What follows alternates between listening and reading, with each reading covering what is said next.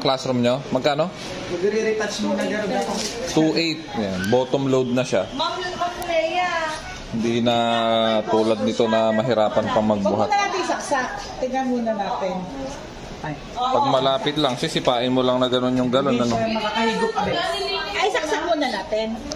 Ganun ba? Hindi, huwag mo muna isaksak. Tatanggalin mo yun. Hindi mo lang muna electric pump yan eh. Ay, okay.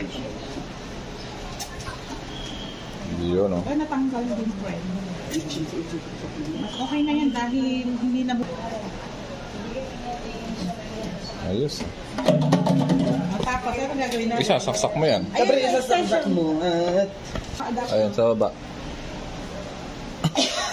Ang mainam kasi dyan, Yun. Tapos, nakatago. Matik na yan, magka-arga na yan. Pag wala na siyang kondo, ilaw to, magkakarga siya. Tingnan mo nga, buksan mo nga kung paano siya nagkakarga. Ay, narinig na ako. Hindi mo makikita. Hindi, okay lang. kuha kang baso, kuha tayo ng kuha. Kumuha tayo tubig. Ay, oo nga.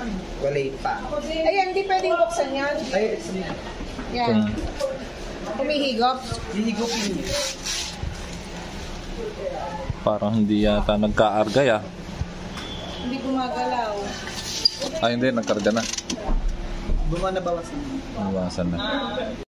Dito yung hot and cold switch niya. Yun.